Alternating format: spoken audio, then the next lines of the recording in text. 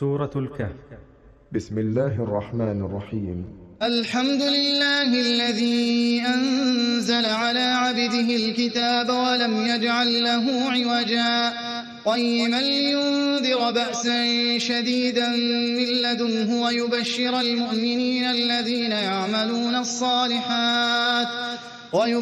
المؤمنين الذين يعملون الصالحات أن لهم أجرا حسنا ماكثين فيه أبدا وينذر الذين قالوا اتخذ الله ولدا ما لهم به من علم ولا لآبائهم كبرت كلمة تخرج من أفواههم إن يقولون إلا كذبا فلعلك باخع نفسك على آثارهم إن لم يؤمنوا بهذا الحديث أسفا إنا جعلنا ما على الأرض زينة لها لنبلوهم أيهم أحسن عملا وإنا لجاعلون ما عليها صعيدا جرزا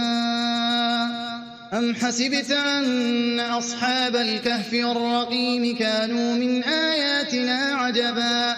إذ أوى الفتية إلى الكهف فقالوا ربنا آتنا من لدنك رحمة وهيئ لنا من أمرنا رشدا فضربنا على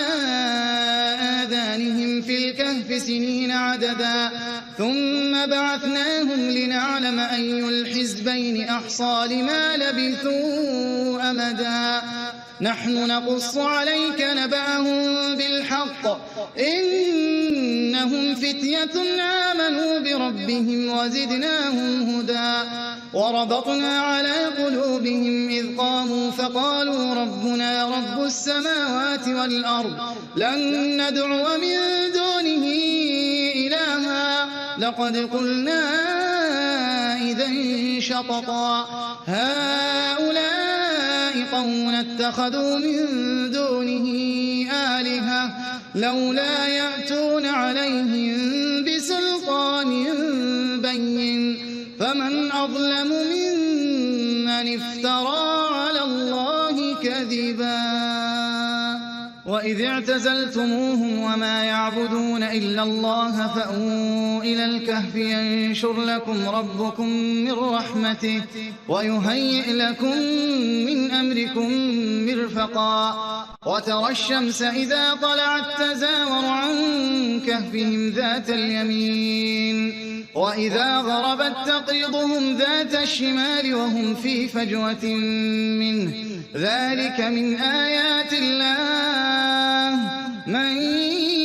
يهد الله فهو المهتد ومن يضلل فلن تجد له وليا مرشدا وتحسبهم أيقاظا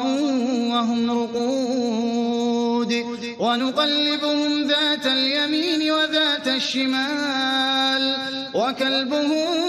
باسط ذراعيه بالوصيد لو اطلعت عليهم لوليت منهم فرارا ولملئت منهم رعبا وكذلك بعثناهم ليتساءلوا بينهم قال قائل منهم كم لبثتم قالوا لبثنا يوما أو بعض يوم قالوا ربكم أعلم بما لبثتم فابعثوا أحدكم بورقكم هذه إلى المدينة فلينظر أيها أزكى طعاما فليأتكم برزق منه وليتلطف ولا يشعرن بكم أحدا إنهم إن يظهروا عليكم يرجموكم أو يعيدوكم في ملتهم ولن تفلحوا إذا أبدا وكذلك أعثرنا عليهم ليعلموا أن وعد الله حق وأن الساعة لا ريب فيها إذ يتنازعون بينهم أمرهم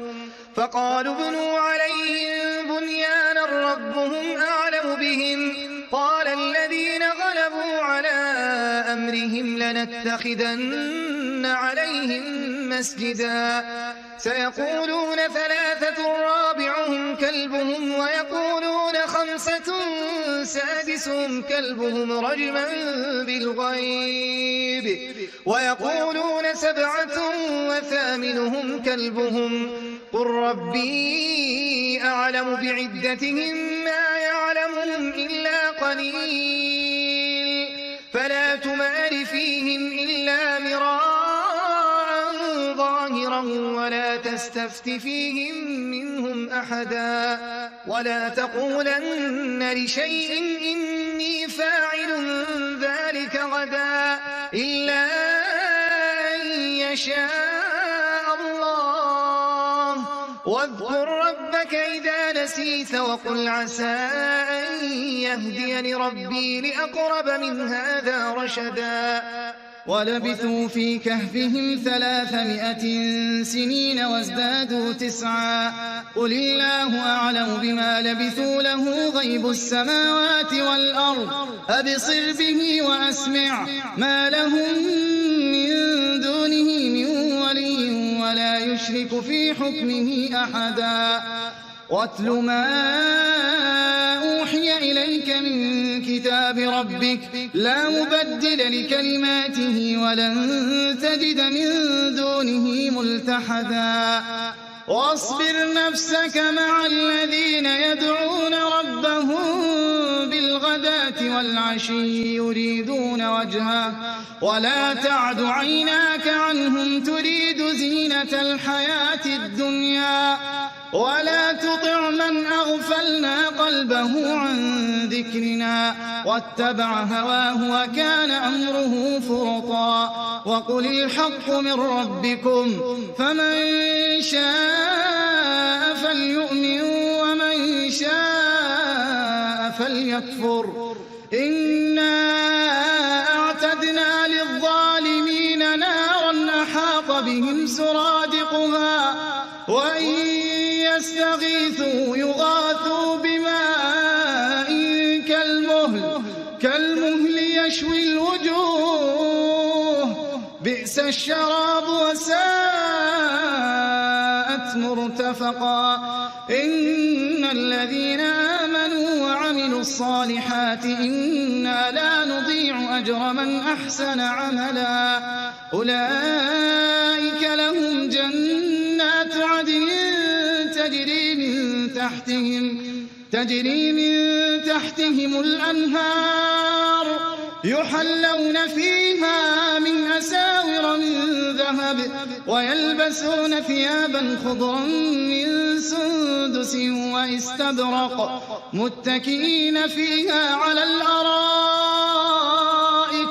نعم الثواب وحسنت مرتفقا واضرب لهم مثل الرجلين جعلنا لأحدهما جنتين من أعناب وحففناهما بنخل وجعلنا بينهما زرعا كلتا الجنتين آتت أكلها ولم تظلم منه شيئا وفجرنا خلالهما نهرا وكان له ثمر فقال لصاحبه وهو يحاوره أنا أكثر منك مالا وأعز نفرا ودخل جنته وهو ظالم لنفسه قال ما أظن أن تبيد هذه أبدا وما أظن الساعة قائمة ولئن رددت إلى ربي لأجدن خيرا منها منقلبا قال له صاحبه وهو يحاوره أكفرت بالذي خلقك من تراب ثم من نطفة ثم سواك رجلا لكن هو الله ربي ولا أشرك بربي أحدا ولولا إذ دخلت جنتك قلت ما شاء الله لا قوة إلا بالله إن ترني أنا أقل منك مالا ولدا فعسى ربي أن يؤتيني خيرا من جنتك ويرسل عليها حسبانا من السماء فتصبح صعيدا زلقا أو يصبح ماؤها غورا فلن تستطيع له طلبا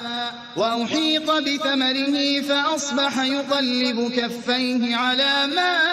أنفق فيها وهي خاوية على عروشها ويقول يا ليتني لم أشرك بربي أحدا ولم تكن له فئة ينصرونه من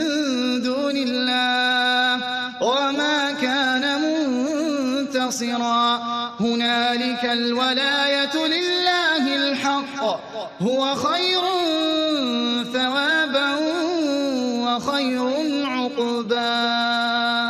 واضرب لهم مثل الحياة الدنيا كماء أنزلناه من السماء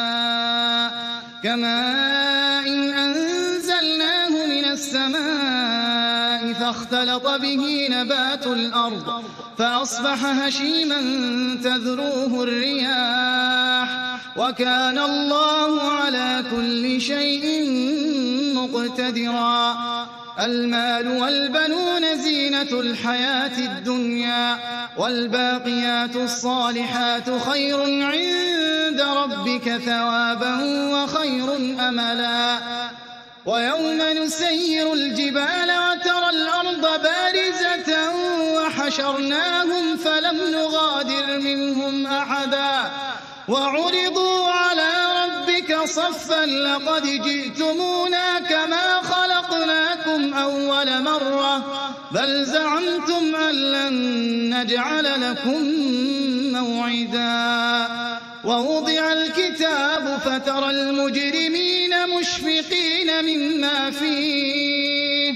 ويقولون يا ويلتنا ما لهذا الكتاب لا يغادر صغيرة ولا كبيرة إلا أحصاها ووجدوا ما عملوا حاضرا ولا يظلم ربك أحدا وإذ قلنا للملائكة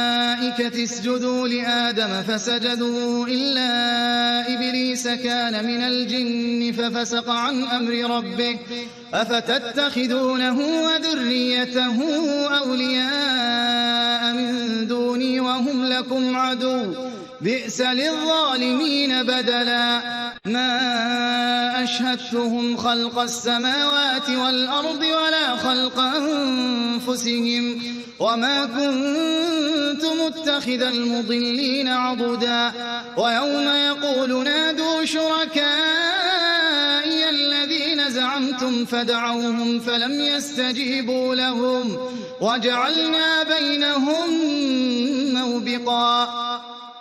ورأى المجرمون النار فظنوا أنهم مواقعوها ولم يجدوا عنها مصرفا ولقد صرفنا في هذا القرآن للناس من كل مثل وكان الإنسان أكثر شيء جدلا وما منع الناس أن يؤمنوا إذ جاءهم الهدى ويستغفروا ربهم إلا أن تأتيهم سنة الأولين أو يأتيهم العذاب قبلا وما نرسل المرسلين إلا مبشرين ومنذرين ويجادل الذين كفروا بالباطل ليدحضوا به الحق واتخذوا آياتي وما أنذروا هزوا ومن أظلم ممن ذكر بآيات ربه فأعرض عنها ونسي ما قدمت يداه إنا جعلنا على قلوبهم أكنة أن يفقهوه وفي آذانهم وقرا وإن تدعهم إلى الهدى فلن يهتدوا إذا أبدا وربك الغفور ذو الرحمة لو يؤاخذهم بما كسبوا لعجل لهم العذاب بل لهم موعد لن يجدوا من دونه موئلا وتلك القرى أهلكناهم لما ظلموا وجعلنا لمهلكهم موعدا وإذ قال موسى لفتاه لا أبرح حتى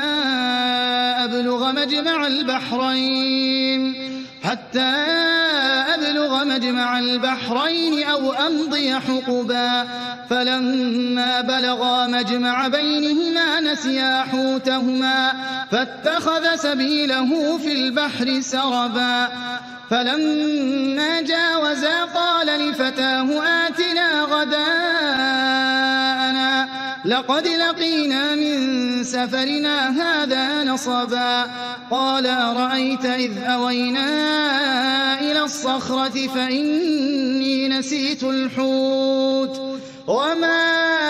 أنسانيه إلا الشيطان أن أذكره واتخذ سبيله في البحر عجبا قال ذلك ما كنا نبغي فارتدا على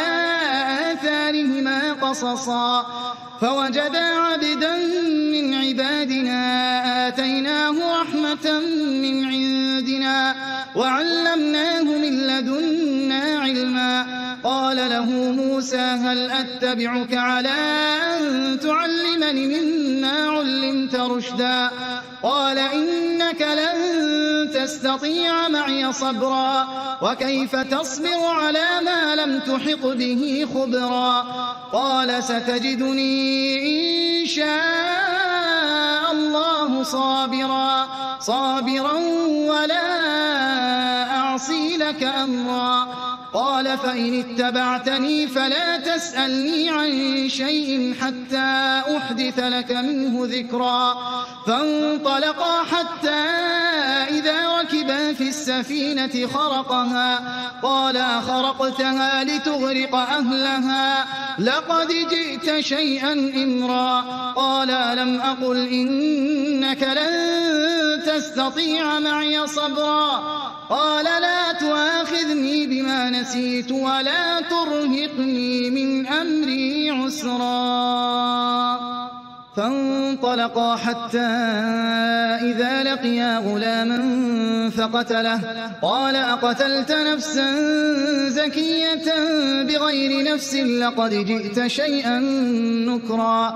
قال ألم أقل لك إنك لن تستطيع معي صبرا قال إن سألتك عن شيء بعدها فلا تصاحبني قد بلغت من لدني عذرا فانطلقا حتى إذا أتيا أهل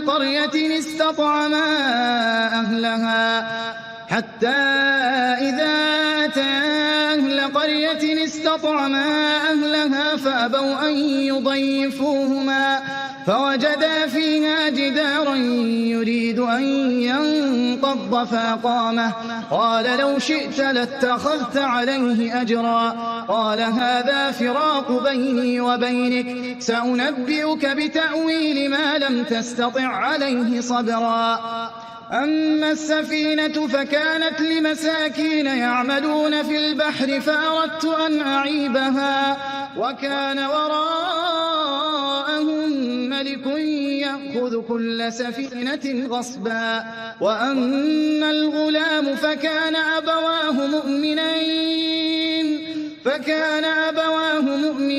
فخشينا أن يرهقهما طغيانا وكفرا فأردنا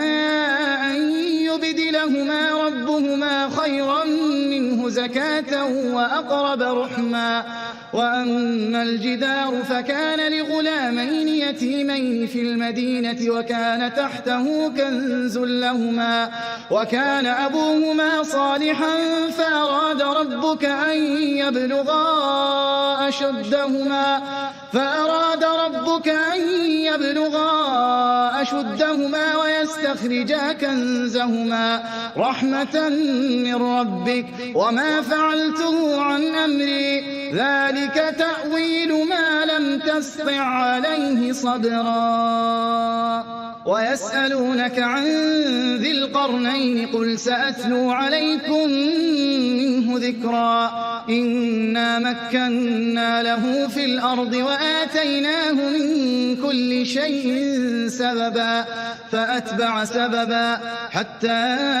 إذا بلغ مغرب الشمس وجدها تغرب في عين حمئة ووجد عندها قوما قلنا يا ذا القرنين إما أن تعذب وإما أن تتخذ فيهم حسنا قال أما من ظلم فسوف نعذبه ثم يرد إلى ربه فيعذبه عذابا نكرا وأما من آمن وعمل صالحا فله جزاء الحسنى وسنقول له من أمرنا يسرا ثم أتبع سببا حتى إذا بلغ مطلع الشمس وجدها تطلع على قوم لم نجعل لهم من دونها سترا كذلك وقد أحطنا بما لديه خبرا ثم أتبع سببا حتى إذا بلغ بين السدين وجد من دونهما قوما لا يكادون يفقهون قولا قالوا يا ذا القرنين إن يأجوج ومأجوج مفسدون في الأرض